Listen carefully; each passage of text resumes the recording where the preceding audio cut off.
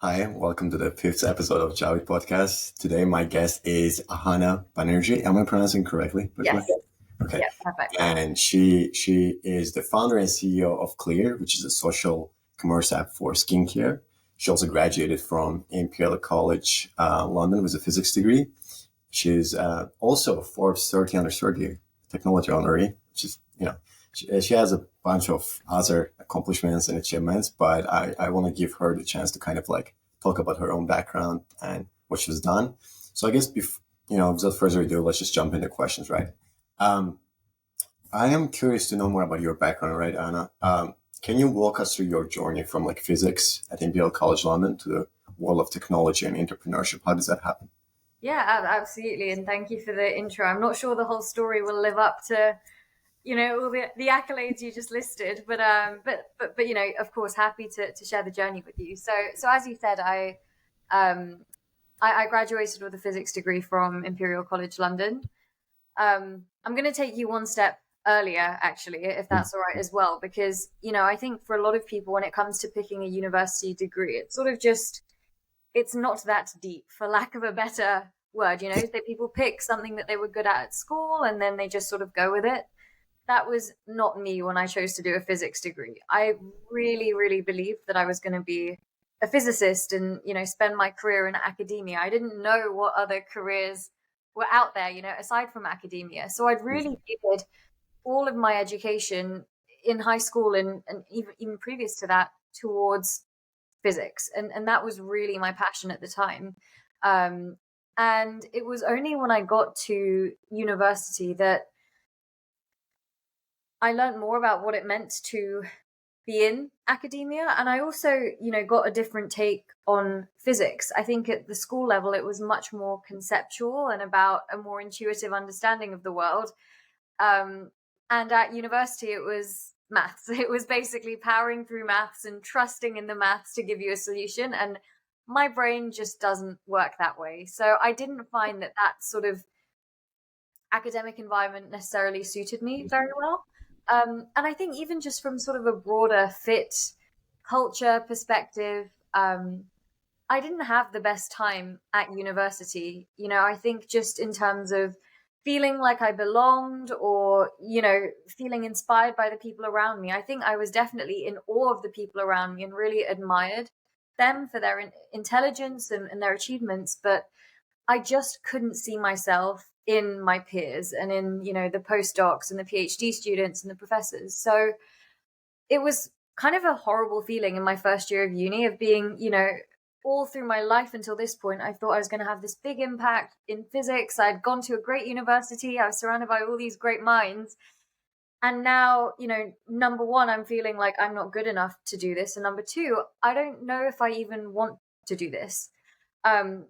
Fortunately for me, I'm a proactive person. So as soon as I had this realization that I'm not sure I can do physics, I said to myself, well, if it's not physics, then what is it? So I just started applying rampantly to any and every internship. And I was lucky to be in London, where you've got, all sorts of industries. There are opportunities for university students. And so I knew nothing about about anything, to be frank. But I saw that there were jobs for software engineering, and I had learned a little bit of code. And when I say a little bit, I mean a little bit. I could import a Python package to draw a straight line graph in Python, and that was the extent of my coding abilities. But my friends who studied physics were applying for software engineering jobs, so I thought that, like, I could pass for that. And in my first year of uni, I got very lucky, and the first internship I did during the spring was with Morgan Stanley in their tech division. And that was a really great insight, not just into tech and software engineering, but also into banking, which was another field that I knew absolutely nothing about. And through that experience, I was like, well, yeah, the coding is fine, but I think I'm actually more interested in the companies and what they're doing and the banking side of this. And so I made a conscious effort to talk to more people in the industry, just learn more about the role. And in my second year, I felt a bit more empowered to actually apply directly for the banking jobs, because at that time I realized you can have a physics background and go into banking. It's not seen as like a hindrance. If anything, it's seen as an advantage. So So I had that learning. I was applying for these roles, and again, got very fortunate and did a couple more internships. And I think through these experiences, I started to get a sense of what my own values were, of what was important to me, what I was happy to sacrifice in my career, and what I was not happy to sacrifice. Um, that said, in like all of these jobs that I'd done, both in software engineering and banking, I didn't feel like either of those jobs scratched every single itch that I had. And so it was actually at the end of my second year where I got a cold message on LinkedIn from a guy that had started his own tech company, his own startup. And it was in the field of graduate recruiting. So, students looking for jobs, which was very apt given where I was in my own career. And he wanted someone with three skills. The first was someone that can code and build the platform, which by this point I'd improved my coding skills a little bit. The second was someone who was at a London-based uni and had access to lots of students and could get them to sign up to the platform. And then the third was someone who had relationships with the early careers people at all of these big companies that hired grads. And because of my own internships and, the coffee chats I'd go on to try and learn about these industries, I had those contacts.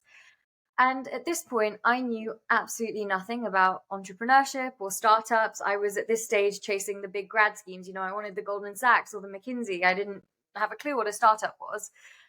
That said, the job itself sounded like such fun. It sounded like exactly the kind of thing that I would want to spend my free time doing. And there was a positive impact at the end of the day. So it's day to day, I get to do what I want. And if this can help people, that's a benefit. And that was the first job that I did that I truly loved. And I loved everything about it. And that also made me realize how much I valued that impact and feeling like I was doing something and, having a positive change on someone else's life that I could see. And then I loved the day to day because I've always been a bit mediocre at everything. So finally, there was a job that rewarded that. I can code well enough, but I'm not the best. And, I can talk to people, but I couldn't do it all day. So finally, there was a job that rewarded this jack of all trades nature. And from that point, it became clear to me that this is what I wanted to do. And this is the impact I want to have. And so, fast forwarding a little bit in the story, I decided that I wanted to start my own thing. I wanted to do it in a space that was really close to my heart. And I've dealt with skin issues pretty much my whole life. And we can definitely go into how Clear itself started. But I think it was really that point in 2019, after my second year of uni, where I did that first startup internship, which completely changed my perspective on what I wanted out of my own career. And from that point, I put together my plan of how I was going to get there. And, I started Clear as an undergrad, not expecting it to go anywhere. But again, got very, very lucky. Y Combinator ended up investing halfway through the final year of my degree, and that accelerated my career plan literally probably by 10 years. And here I am. That's fascinating. Actually, one thing that comes to mind, right? You said because you've had an internship experience in investment banking, and then you had an entrepreneurship experience. After that, kind of once you realized that you were interested in entrepreneurship, did you benefit from any or did you explore any classes, courses, or any opportunities that Imperial provided? Do you think Imperial was the right place for that, besides being based in London? Imperial has resources available. I wasn't the most successful at leveraging them at the time. Okay. I think that, again, now it's because I am so sort of clued into the whole entrepreneurial ecosystem. I know what Imperial has to offer. I think that my friend group at Imperial wasn't the most entrepreneurial. In fact, everyone was very hardcore physicists. Yeah.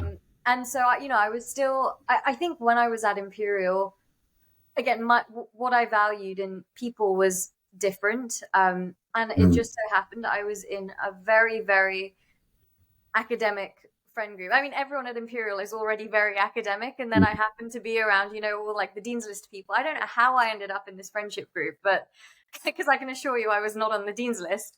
And so I think I was still so caught up in chasing grades and doing whatever I could for my degree that I didn't make the best use of what was available to me there.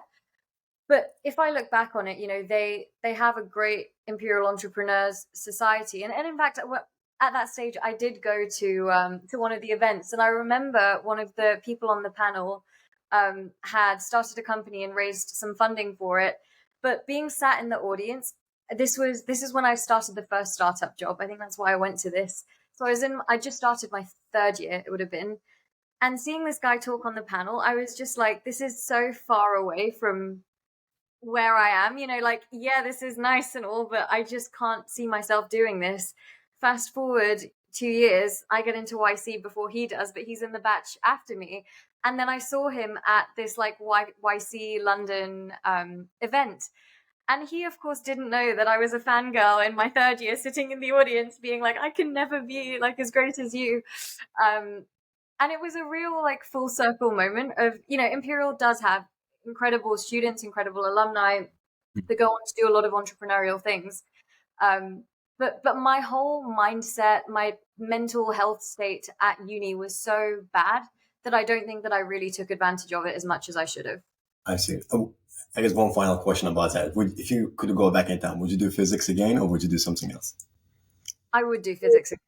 You would do physics. The thing I would do differently is try to maintain more perspective that my ability to basically sit a maths exam does not define my worth in life.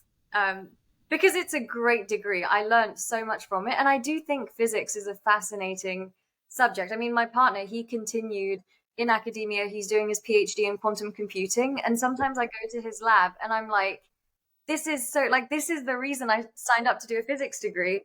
And then they start writing equations on the whiteboard, and I'm like, oh yeah, this is why I'm not a physicist anymore. But no, I think it's a great degree. It taught me how to code, which I couldn't have built Clear if I didn't have that skill. And that's a hugely valuable skill as a founder, given that, even though I'm the CEO, to be able to be technically literate, to be able not have to be reliant on any developers is a huge blessing. And yeah, it teaches you how to solve problems. It gets you used to having to bang your head against a wall 100 times to find a solution and persevere. And I think as a founder, resilience is probably the most important skill you can have. And the way I look at it is if I got through 3.5 years of something that I really hated every day of, no matter how hard my job is, I've persevered through tougher times, I think. That's a really nice perspective and outlook on it. I guess now let's move on to the most important part of the conversation, the Clear itself, right? Because you started this company. It's a social commerce app for skincare industry. I guess you can also elaborate more on that because, I don't know much about skincare myself, but you just had me fooled. You're glowing. Oh, thank you. I guess first question would be, what was a pivotal moment that led you to start Clear in the first place, right? How did you come up with the idea? Why did you want to start this? Yeah, so as I said, the first startup job I did was in this student graduate recruitment space. Loved it, but for various reasons, I didn't see myself starting my career in that company, in that team specifically. So I left that with the vision to one day start my own thing. And at that point, I still didn't know exactly what it was that I wanted to do. Then came 2020, COVID hit. And in my final year, I had way more free time because I'd quit the startup job. All of my societies, extracurriculars were cancelled. As you can see my guitars in the background a little bit, but I played in a band during uni. So obviously that came to a halt.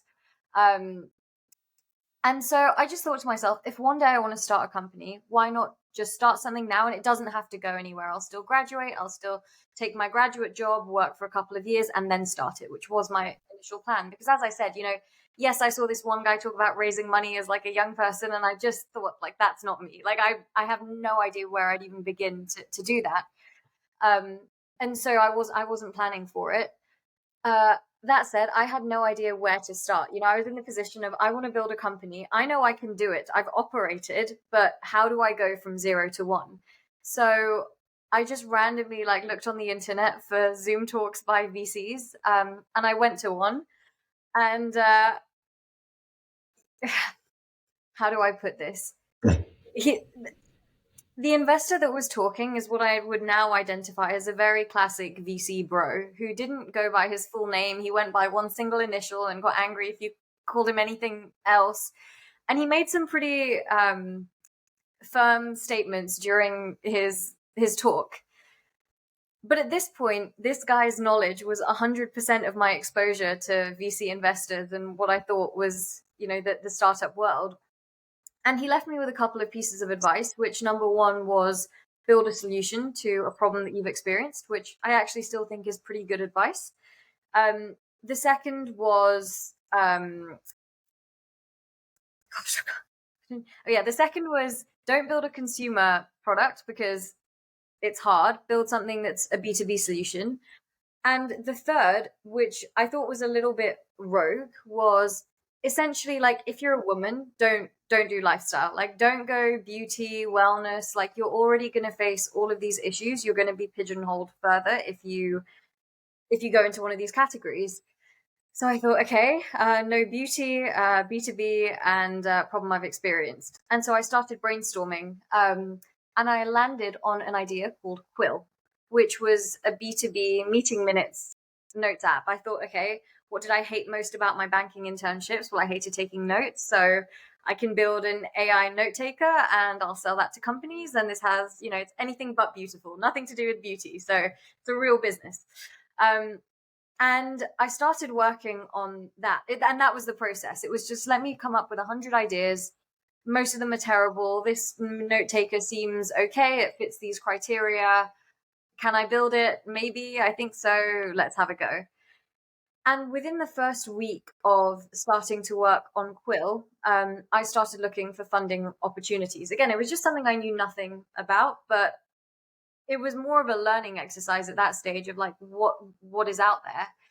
And of course, when I typed in like funding accelerator, I didn't know what an accelerator was. I didn't know really what VC even stood for, but I was just trying to learn.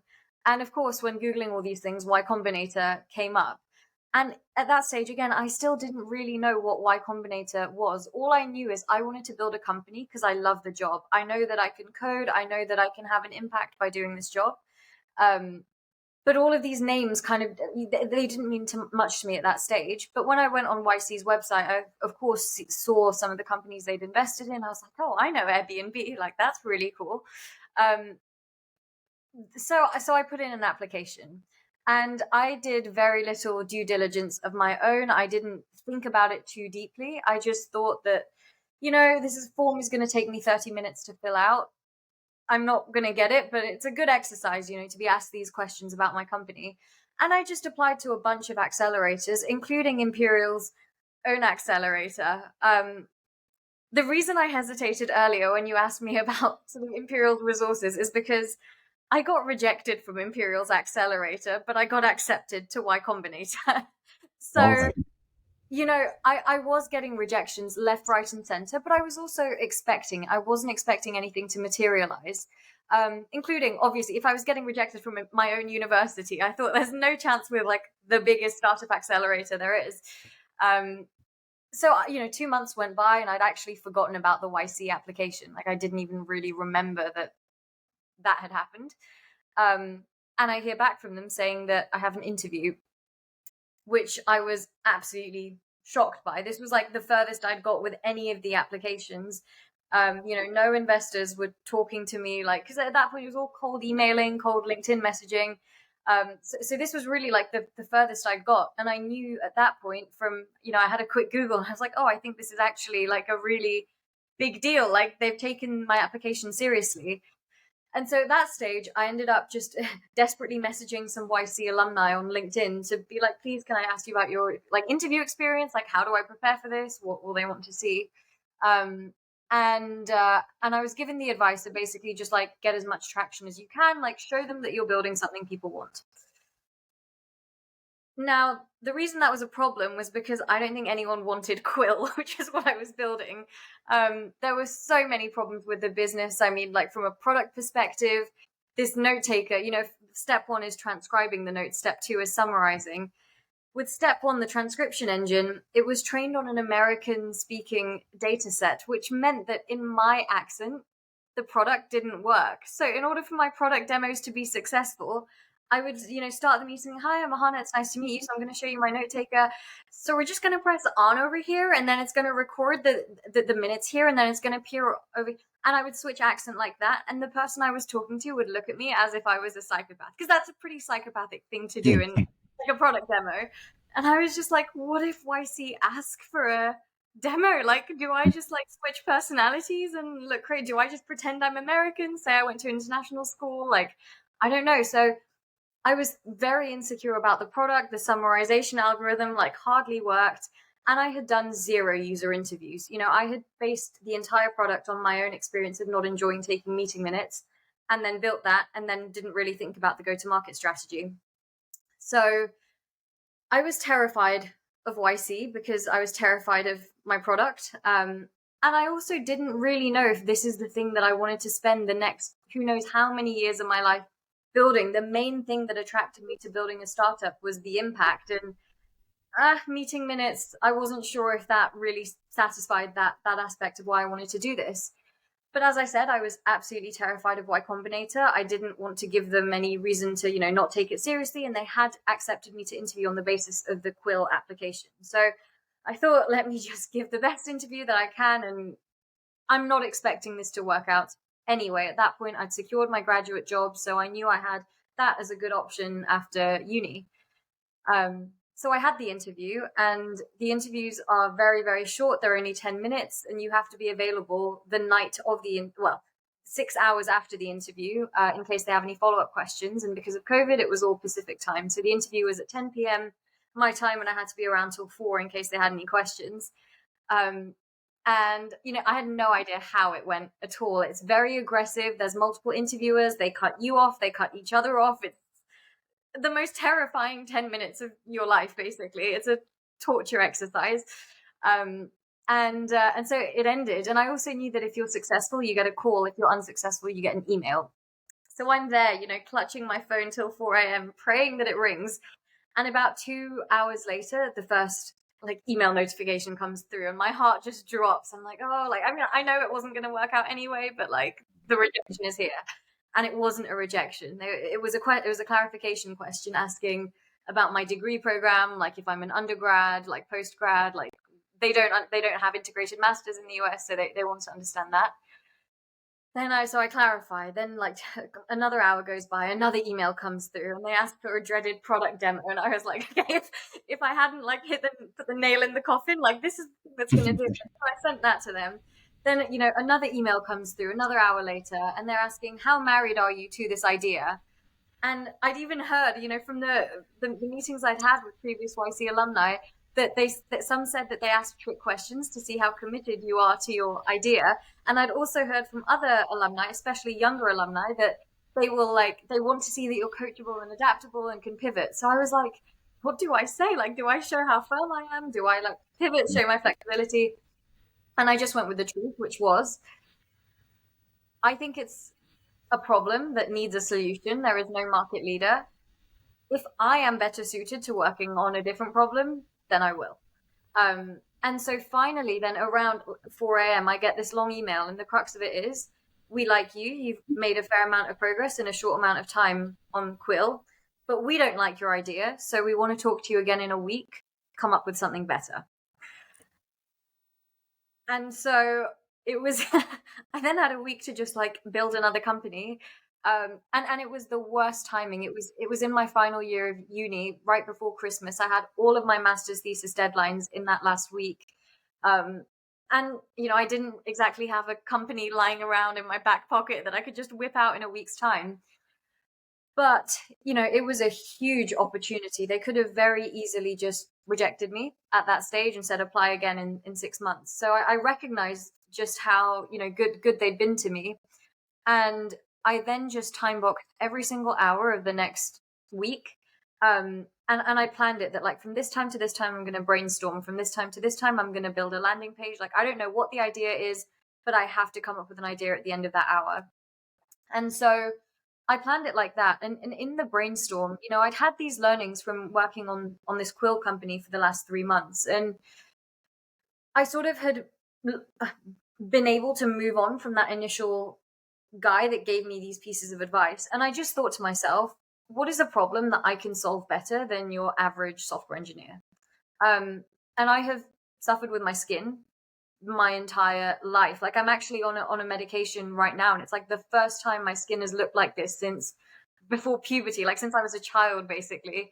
But it's an ongoing struggle of mine.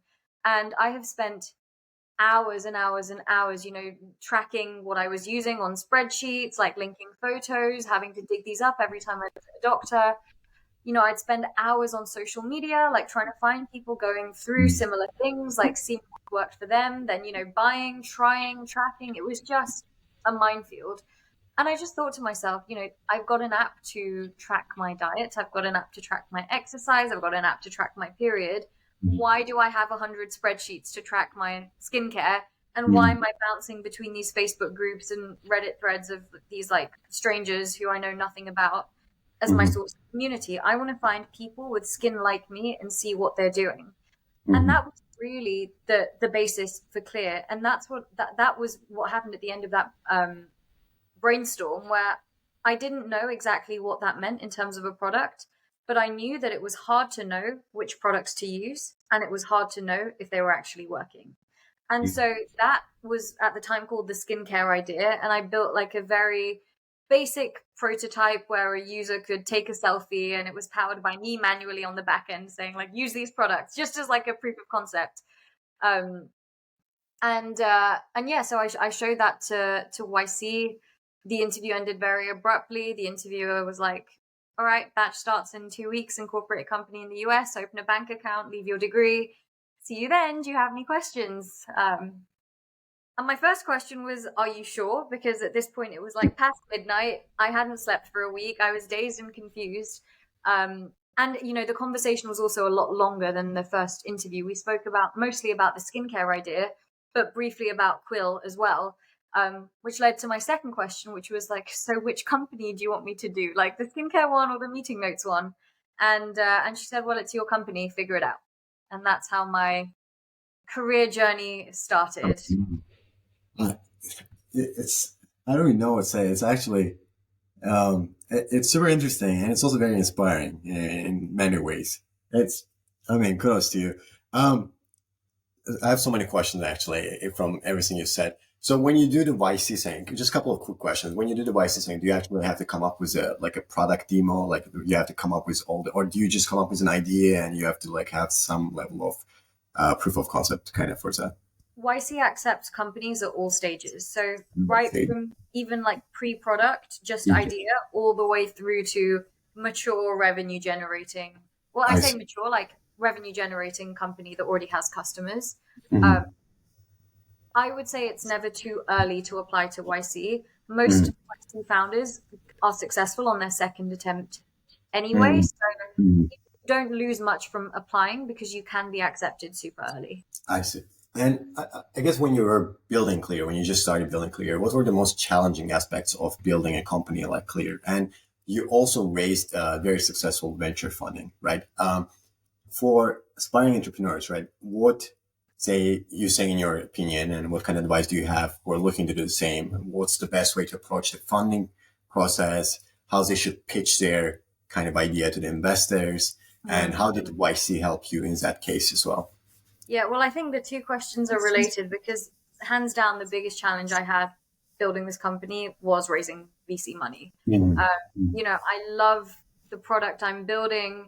I love talking to my customers. Like the skincare industry is so interesting. There's so much on the business side that I love about the company, where of course there's challenges. There's challenges in every industry, but the biggest was more general, which was just raising funding. And I think there were many, many factors to that. There were many mistakes that I made. Going back, there were a lot of things I would do differently if I was raising funding again.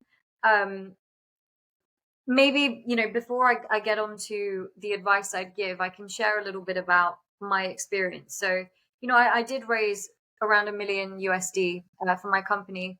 And I just turned 22. So, this was super early in my career. And again, it sounds like a huge achievement. And I look back on it and it is a huge achievement. But, at the time, what's really sad is that it didn't feel like it at all. It was in the peak of, when all these crypto companies were coming out, raising millions on, pre-product and all this craziness. And I think I was very naive going into my first fundraise, that it was just about what you can show that you do. And I think that YC massively shaped that mindset, because the only reason YC accepted me is because I proved to them how much I could build in a short amount of time. They accepted me based on the achievement that I had with Clear. And it ended up being 4 days between those two interviews. And in those 4 days, I'd built a landing page, a prototype. I'd already spoken to 60 potential customers. Like, I'd user demoed it to people as well. So, I thought that's how I would be judged when fundraising. And I didn't realize how important network was, number one, and narrative was, number two. So rather than just letting the numbers speak for themselves, I really underestimated how important these other factors would be, and really the game of playing on investor psychology. I didn't realize it was a game. And because of that, I went in just like almost naive to a fault, just being so upfront and honest. And in a way it was good, because it attracted the kind of investor that I actually want. And, those that did invest, I'm immensely grateful for. And they're the type of people that are extremely values aligned with me, because I didn't play any games during my fundraise. But if I had played some, it would have made it a hell of a lot easier, because it took me over 200 meetings in, a 3-month course of time. And I was saying, it's funny because I'm doing this meeting and it's 10 p.m. It's not that late, but I've made a conscious effort recently to try and like not sacrifice like my sleep, my health for my work. During my fundraising period, I was doing my investor pitches like 3 a.m., 4 a.m., like into the middle of the night to accommodate investor schedules. I was doing 10 back-to-back meetings a day, then fulfilling the due diligence request between meetings. It was it was really tough, because, and even just emotionally, psychologically, you're sharing everything you've built, getting grilled, on the same questions about your company. The meeting ends, you get your rejections from yesterday in between, and you've got 2 minutes to pick yourself up and smile for the next Zoom call to do exactly the same thing 10 times a day. It's emotionally exhausting. And I was really beaten down by the end of my round, because even though, again, what was important was I raised more than enough money to keep the company going and have my vision come to life, which was the most important thing and why it is a huge achievement. But, in the grand scheme of things, if I've met with 200 people and 170 of them have told me no, or ghosted me, or told me everything that's wrong with my company, it's not a nice feeling. And so I think what I would always advise founders on is that it is hard. For most people, fundraising is not a fun exercise. And it's your choice if you want to build a venture-backed company. There are other ways of building a company. And if you do want to build a venture-backed company, I think it's really just to strategize. It's a sales process at the end of the day. You're selling yourself to investors. And there are things that you can do to be strategic about it, and don't underestimate the power of relationships. I thought that just like achievements, metrics would speak for themselves. But what I saw from the people that raised way more successfully than I did was it was their ability to tell a story and highlight the things that they wanted to. There is also a whole other part to this about gender, age, race, which certainly played a role. And I think that was also the other major learning from my fundraise was it was the first time in my life that I actually felt like being a young brown woman was a bad thing. I never felt that thus far, even in building the kind of company I am. I think the fact that I am my target customer makes me better at building what I am. But given the dynamics, and I'm happy to talk more about it, but I think just the way fundraising works, there is a reason why so few women, and even fewer women of color, raise VC money. That's very fair. And I guess, I also want you to explain more what Clear actually is. Like, what does it do? And how did you, what's the core technology behind it? Mm-hmm. And also, since it involves so much community involvement, how do you balance technological kind of involvement, also the privacy of customers? How do you balance that? And also one question that's like, I'm just curious myself. Because I feel like from my personal experiences, women know a lot about skincare, and I feel like they just, have a wide range of knowledge on skincare. But as a guy, I mean, my knowledge is very limited, and usually I have to go to my sister or somebody to ask for advice. Do you take that into consideration when designing Clear to like build a platform, not a platform, but more so like a make platform more accessible to men as well? Or is it just more focused on women and their skincare? But yeah, like I asked a couple of questions, so I don't know where you pick up where you want to start. Yeah, well, I'll start with, fundamentally what the app is first and foremost. So Clear is a tool to track your skincare routine. So you can log the products you're using, any medications you're on, and take progress pictures to see how your skin is changing with time. I'd say that is like in its simplest form what it is. On top of that, we have a social community. So when you sign up for the app, you say what your skin issues are, what your skincare goals are, what your skin type is, and you also actually scan your skin tone because that matters when it comes to skincare, and the products that you're recommended. And the purpose of this is, it was interesting what you said. You feel like you don't know about skincare, so you would have to ask your sister. Skincare is a very, very community-driven exercise where it's not just a male thing. It's anyone. Even if a woman doesn't know about skincare, she will ask her mum if they know, or their best friend that they know is a skincare enthusiast. It's extremely community-driven, and I'd recognize this through my own skincare journey, which is why community was so important. The limitation there is, and I did this too. I would ask my mum, like, what are you doing? And my mum and my dad and my brother are blessed with the most flawless skin. I'd be like, yeah, I sleep with my makeup on. Like, I don't know, I rub my eyes. She looks like that. So the problem is that we don't always have the same skin type as the people around us. So what might work for my mum may not work for me, or what might work for my best friend or my cousin may not be the right thing for me. And so because of that, again, in my own experience outside of Clear or before Clear, I would go onto like oily skin acne Facebook groups and try and find people. But then I don't know what they've tried. I don't know what medications they're on. I don't know what skin color they have. Again, that matters. Brown skin suffers from much worse hyperpigmentation after a lesion. So it means that we have to be more careful in really harsh products. And so I can't just comment on everyone's Facebook post being like, yeah, by the way, like, are you white or like brown? Like, there's these limitations that with platforms. It's even worse on Reddit where it's not a real person. So I just wanted to be able to find somebody with skin like me and see what they've used and add these filters of what are their skin problems, what's their skin color. And now of course there's more that we have around age and location, which affect your access to products, etc. But basically find someone with skin like me, see what they're using, and into that build the community of where people can ask questions and then therefore see more relevant content as well. I can see the discussion that people with a similar skin type to me are having, and that will be more relevant to my own experience, and the community suggestions more likely to work.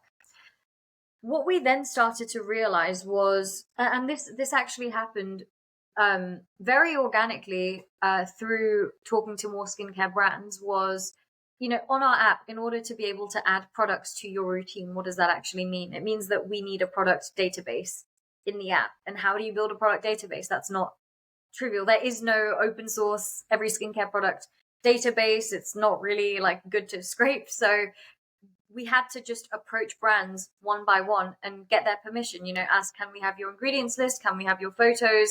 We'll put an affiliate link to your website, so it will drive you some sales. Like, we can't promise any sales because like the app's not out. We don't know how many users we're going to have, but it can't hurt you. And to be honest, there is actually so little beauty tech out there that we didn't have a problem. That wasn't a business challenge because these brands are so desperate to get any form of visibility that they can. And they'd never heard of a concept like Clear. So they were actually really excited. They were like, yeah, here's our whole product inventory. Like, go put it on your platform. We don't really care. And it was only through talking to the brands more that we started to understand what their challenges were, what their goals were, and what some of the limitations for the industry was. And if we look at it from a consumer perspective,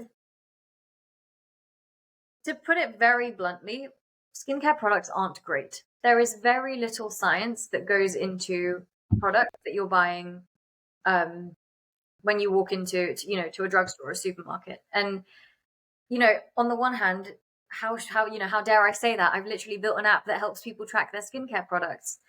The reason for this is to help consumers because, firstly, we want to identify when products aren't doing anything for us, to save us the money, to save us the time, to save us the heartache and the hope and all of that stuff. But more importantly, the reason skincare products aren't getting better is because the brands don't have any data. They have no idea if their products are doing anything. Some some products will go through some sort of testing, but it's not a requirement for like a cosmetic skincare product. And even if they do, it's for a very limited, short amount of time. And for skincare, you need at least 6 weeks to see any difference, even in things that do work. And so none of these trials that brands are doing really give them any effective data. So the claims they make are marketing claims. And they do this because they have no choice. They don't have access to any data because there is no data set tracking this. And what we realized is, well, hold on a second. Our users are telling us exactly which products they use with all the full ingredients lists and showing us how their skin is changing. Can we see, is there any science, basis, any data that shows us where products are effective and not? And what we started to see is there absolutely were correlations between what was effective for certain skin types and what wasn't. And so what we realized is, we aren't affiliated with one particular brand. One of our core pillars and values is that we are brand agnostic. No brand is paying us to showcase their products. It's in our interest to remain impartial. So when it comes to recommending products, there are practically no unbiased recommendations engines out there. Most of the skincare apps on the App Store are owned by a skincare company trying to sell you their products. Clear does not have any products. We're not trying to sell you anything. That's not how we make money, through selling products. So we don't really care if you buy the product or not. We just want to give you the best data-driven product recommendation based on all of that data, based on the progress selfies, based on the usage habits, and based on the consumer sentiment in the community as well. So we do that on the community, on the sort of consumer side. We give these product recommendations to the users. But what we also realized is on the brand side, as I said, there's this huge data gap, and we don't want brands. Right now, the industry is a marketing competition of which brand is going to put more dollars into marketing their product.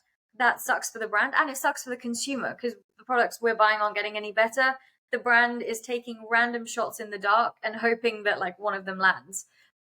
So what we realized that we could start doing is actually help the brands understand what's working. And sort of coming to your question about privacy and data, balancing that with the community, I actually tell people quite openly that, yeah, we are going to be selling your data. And you should want this as a consumer, because what underpins innovation and science is data. You can't have an experiment without a data set. So, let us help the brands help you. Clear doesn't have an R&D team yet that's developing our own products. These brands do have thousands of R&D engineers waiting for a data set to help them make better products. The problem is they don't have it. So when we realized that we could actually monetize through that channel, which aligns with our goals as a company and, helps the brand and helps the consumer, it was a no-brainer to sort of pursue that angle. So that's our business model, is through working with brands to help them innovate and create better products for the consumer. The last thing I want to mention was your question around sort of like men or people who traditionally aren't as represented in the skincare space. And with Clear, we are there for beginners. Our CTO is a self-described skincare Neanderthal, and so if the app works for him, it will work for anyone. But yeah, absolutely, it's extremely daunting to get into skincare. There are so many products on the market, and even for the most seasoned skincare enthusiasts, we still don't know what we should be using. We still don't know if products are working. But it is important. It's a matter of hygiene to an extent. Exactly. It's on that basis of like hygiene / some people it's medical / cosmetic. And so we also want to be there to educate a consumer who wants to learn more about skincare. And when you sign up to the app, you actually select why you're signing up, whether it's you have a condition you want to treat, or you want to learn more about skincare, or you want to be part of the community, learn from people's experiences. And when someone selects that they want to learn more about skincare, then we really focus on that. We worked with dermatologists to sort of like create content around different skin, different like ingredients that are in skincare, so you can actually understand a product label. We've got a feature on the app where you can scan a product and we can explain what the ingredients actually mean and whether that's suitable for your skin type or not. So there's a lot of features in the app that also help people who are beginners and trying to just get a basic routine down and learn more about the industry. I know. I can sit here and actually learn so much from you. Like, I'm not even kidding, but I realize we have limited time. So, one question that I'm really curious about is that what do you see for Clear in terms of like the new features and expansions in the coming years, and how do you see the intersection of technology and beauty space change in the next 5 to 10 years, especially with the rise of AI and different AI models? And finally, like, how crowded is the beauty tech space, right? Because when you started, you said you didn't really have any competition. Are you seeing any new changes? Are you seeing any new additions? And so I think in terms of what's next for us, we have been really focused on product development, basically building the best skincare app on the market, which, as I said, there's not many competitors. I don't know if that's that hard to do, but no, I'm joking. There are some really good skincare apps on the market, some that I did use, but they serve a slightly different purpose. So, there's great apps for spotting like toxic ingredients in skincare, or like, like I'll stop speaking. So, what I'm a firm believer in product-led growth and the YC mantra of build something people want. And the way I look at it is there is no market-leading skincare app yet, but I think there is room on the market for there to be one. In the same way that we have wildly successful period tracking apps and fitness tracking apps, I think there is the space and the need and the demand for the world-leading skincare app, and I don't think there is one yet, and that's what I want Clear to be. Clear will not be that by putting money into marketing or PR or anything else. It will only achieve that by actually being an app that actually helps people. So because of that, for the past, it's been 3 years now building the company, I have only hired engineers. We're all engineers on the team. We haven't put a dollar into anything but engineering to build the app. What I can say that's quite exciting is we are now approaching some of our retention metrics, and retention is how we measure how good the app is. Are people coming back because they're getting value from it? And so we have certain retention targets that we want to hit. And through product changes, through testing, through talking to users, asking them what they like, what they don't like, seeing where they drop off, seeing like where they're actually, the best thing is when someone like gets a recommendation from our app or sees something in the app, we see them introduce it to their routine. We see in their pictures it's made a difference. And then we see them recommend it and it helps someone else. It's like that whole cycle is like our definition of success. And the more that happens, the more we feel confident in the fact that we're getting to product market fit. We're really building something of value. And we're getting there, which is what's exciting. So later this year, we are going to start experimenting with the first bit of growth, probably some paid growth. Organically, our growth has been up, which is really, really nice. And it's the best kind of growth. But our app benefits from scale as well. Obviously, the more data we have, the better our recommendations are going to get, which is what I'm really excited for.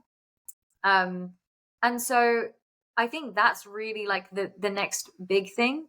On the business side, we are also closing some contracts with some corporate partners, which investors will be happy to know that will mean more steady revenue coming in. And of course, that's important. You can't, it's not a charity. But I'm far more driven by the impact. And I love our business model. Like I love the scientists that we work with at various skincare companies. And I'm really excited to see what impact they can have in the industry with the data that we provide. So, a bit more product development, then we're going to up it on the growth and on the business development side of things. Uh, Yeah. Sorry to interrupt. Just curious, what are the main demographics of the app users? Are they based in UK, Europe, in US, or like? And do you have any plans of expanding it further? Well, the app is available globally on the App Okay. Store, and recently, like, I don't know what's this, probably really bad. I should know. We've been getting downloads from everywhere. Like, it's my favorite pastime to just scroll through. Like, we have a Slack channel where every time we get a download, Yeah. it gives the details, and it's like Kyrgyzstan, Czech Republic, Um, Slovenia, Brazil. Like, we get so many downloads from all around the world, and just again, like, I just like to sit there and imagine like someone in this completely different part of the world going to the App Store, downloading the app, going through the onboarding, scanning their skin. yeah. So yeah, the app is available everywhere, and we do have users from everywhere, but our user base is predominantly US and UK Mhm. based. Mhm. And that's also represented by the product inventory that we have. So like the shops that we like have products for integrated in our database, mostly skewed to US and UK, but we also do have a whole process. Like if we don't have a product in our database that a user uses, they can add it, and then we go through a verification process and Mm, add that product inventory in. So since we've now started acquiring a more international user base, like we have a process to make sure their geographies are also represented on the app, and like that's going to be factored into recommendations. Your next question was about like the improvements in the AI space and how it will be applicable to the beauty space, beauty tech space in the yeah. next. Well, I'm really optimistic about it, because I think historically the beauty industry has been made of fluff rather than, you know, real innovation. So I think that there's loads of AI applications in the industry. However, in order to train an AI or develop a model, you need data. And so, in that sense, I'm again really optimistic about what I'm building, because data underpins AI innovation. Um, I think we need more people like Clear, and that's probably I probably shouldn't be like jabbing people to take me on and build a competitor. But to be honest, I as I said, there is room for a market leader in the space.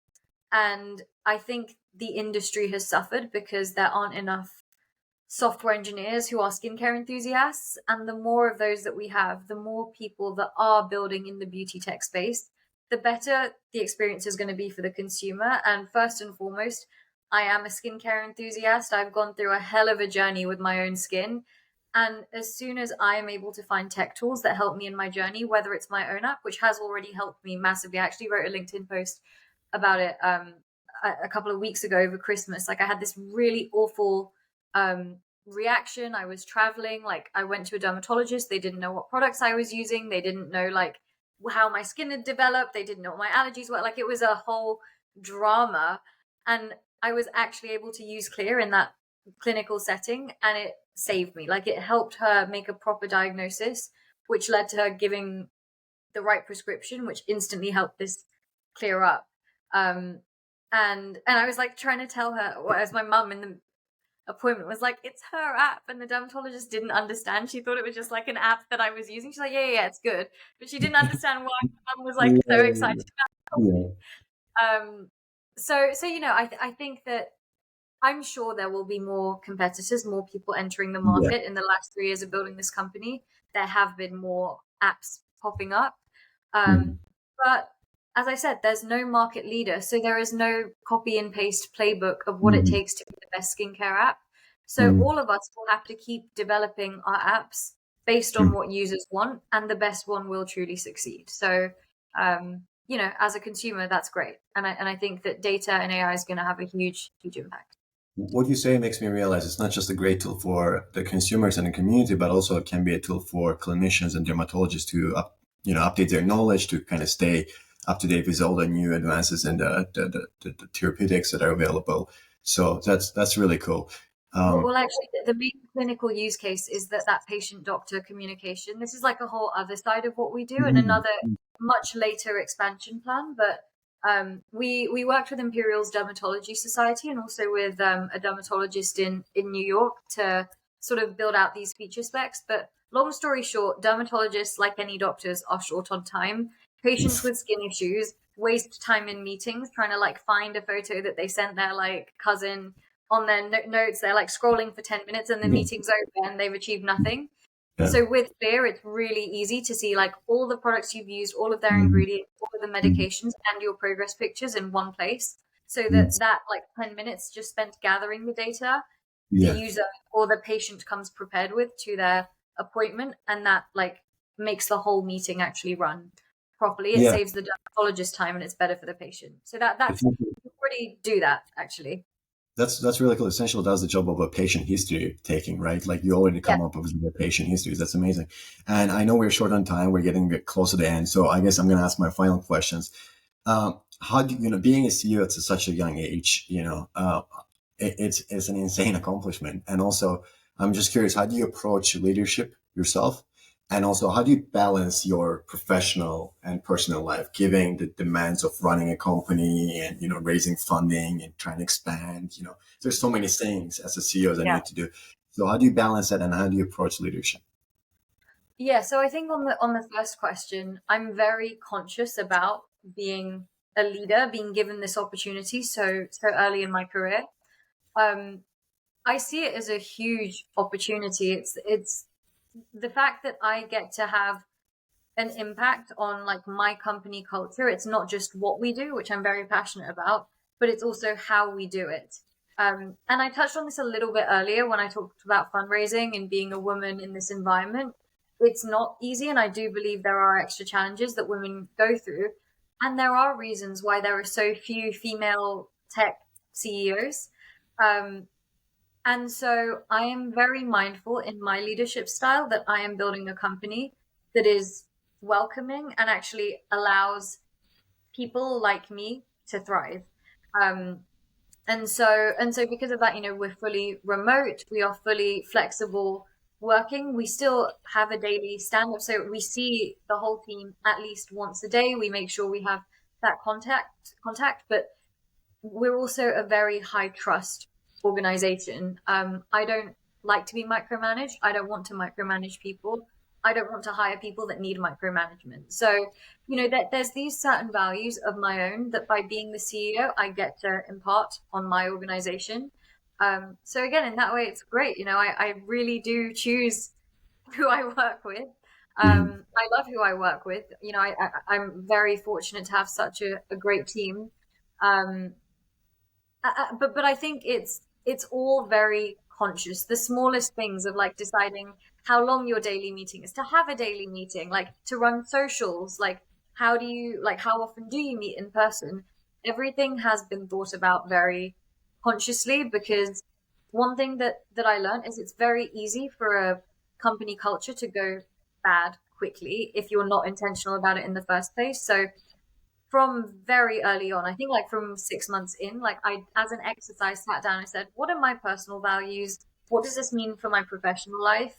And how do I show that in my like day-to-day actions? And how do I keep communicating that with my team so that their expectations are aligned as well? So yeah, I feel very grateful that I'm given this opportunity, and I love the job. It really is my dream job. And the fact that I get to do it at this stage of my career is a dream come true. Even though fundraising was hard, it is an absolute. And to be honest, like even taking one step back, the thing that, again, coming back to values, what I wanted from this stage of my career was to optimize for learning. It wasn't for money. It wasn't for work-life balance. It wasn't for any of that. I just wanted to learn as much as I possibly could. And with this job, like I couldn't have done a better job at fulfilling that requirement, because I have learned more than I could have possibly imagined, or that any of the other options I had available to me would have taught me. So I'm constantly learning through this experience. And I realized like I actually love the leadership part of the job. And so yeah, I feel really grateful I get to do that. I've forgotten your question. No, it was just like, how do you balance? Cause I follow you on LinkedIn and I know how active you are. How do you balance your professional and, like all those responsibilities and also your personal life? And that's a great and really important question. it's values. I have my non-negotiables, and for me, it's very clear. Number one in my life is my family. Number two in my life is my health, and number three in my life is my work. Unfortunately, at this phase of life, that means everything else is secondary. So to be very honest, like my social life is secondary. My like music career is secondary. My League of Legends playing is secondary. I always had quite a broad range of interests and hobbies, but I've also realized like I can live without them, and I have one opportunity to make this company a success, and it is time sensitive, especially now with me egging on competitors to enter the market. I know I need to achieve certain things in a certain time period with Clear. And so I want to make the most of the opportunity, but I also don't want to sacrifice my own happiness. And I know in order to keep me happy, I need my closest relationships, like my family. I'm immensely close to them. And my health, which wasn't always as clear for me because I did sacrifice my health. But I'd say for the past like year and a half, it was through realizing my health was getting worse because of my job, and also realizing like, oh my God, I'm 22 and I feel like I'm dying.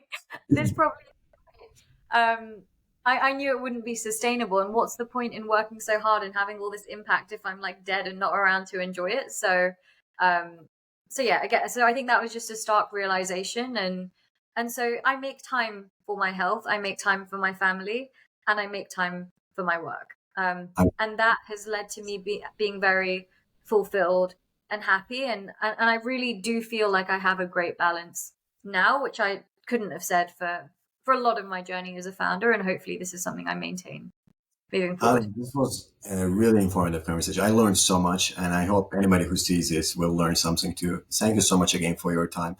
I guess as a parting kind of, saying, do you have any final words of wisdom or anything you want to say for aspiring entrepreneurs or people who might be interested in the journeys that you've taken? Yeah, I think I've got one parting thought, which is for any aspiring entrepreneurs is don't be afraid of rejection and failure. It is inevitable when you're pushing yourself out of your comfort zone. I know, we were talking just before we started recording, and you said what you're doing, and it's challenging to sit these exams, but you chose it, right? You didn't have to do that, but you embarked on that journey. And it's the same with starting a company or anything that's challenging. It's a choice. There is an alternative life in which you could make different decisions and coast through life, and that's also fine. Like, different people want different things out of life, and that's totally okay. So you have to know that when you make this decision, if you want to build a company, it's not meant to be easy. It's meant to be hard. And because of that, you're going to learn a lot. And if that's important to you, then that's why you made that decision. And if you are experiencing any sort of rejection, failure, firstly, it's inevitable on a daily basis. Yes, I get all these downloads. I also get people telling me what's wrong with the app, what bug is cropped up, like, all these negatives. As I said, when I was pitching, I got way more no's than I got yeses. I will still run into challenges every day. I'll try and organize a marketing campaign. I recorded like 4 TikToks a day for the month of January in 2022, and no one found them funny. Like, there are all like L's that you take with this job. And you have to get used to that uncomfortable feeling, because it is inevitable when you're doing anything that is challenging in life. So rather than viewing it negatively, which of course, like, I'm not saying I celebrate every time something goes wrong, but view it as a sign that you are pushing yourself, you're going out of your comfort zone, and that is a conscious choice that you've made, and you don't have to do that. Nice. Thank you so much, Ahana. And again, thank you so much for your time. And I hope next time we meet, your company will be a unicorn at 1 billion. No pressure. I've given away all the secrets and invited people to build competitive products. So really on time now. No, I feel like you'll be successful in whatever you do, and I really hope you continue progress with your company and just achieve all the metrics that you've set out for yourself. But again, thank you so much, and have a great evening. Thank you. You too. Lovely to talk to you, Javid. Thank you. Bye bye.